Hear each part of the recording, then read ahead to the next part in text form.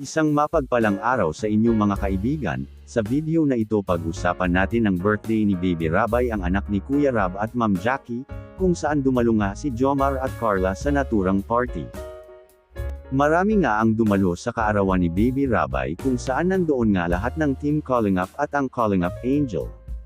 Sa naturang party ay naka-costume ang lahat ng bisita ng kanilang paboritong cartoons anime.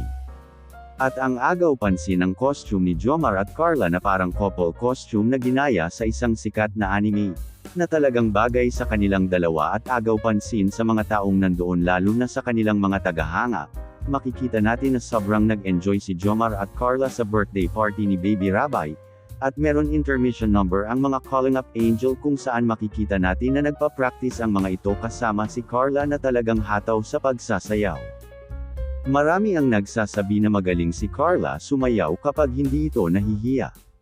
Habang nagpa-practice sumayaw si Carla ay nandoon lang si Jomar nanunood sa hindi kalayuan. Marami ngayon ang nakapansin sa unting-unting pagbabago ni Carla. Nababawasan na ang kanyang hiya at meron na rin itong self-confidence. At nakikipagsabayan na ito sa mga Calling Up Angel. Sa huli ay nagbigay ng wish ang mga taong nandoon kay Baby Rabay. Unang nagbigay ng magandang wish si Jomar sa anak ni Kuya Rab at Jackie. At nagbigay din ng message si Carla. At nagpalakpakan pa doon ang mga tao dahil sa magandang mensahe ni Carla. At sa huli sobrang nagpapasalamat si Kuya Rab at ang kanyang asawa sa mga dumalo at sa magagandang wish nila para kay Baby Rabay. Ano po ba ang masasabi nyo sa costume ni Jomar at Carla? Masaya rin ba kayo sa muling pagkikita ng Jomcar sa birthday ni Baby Rabay?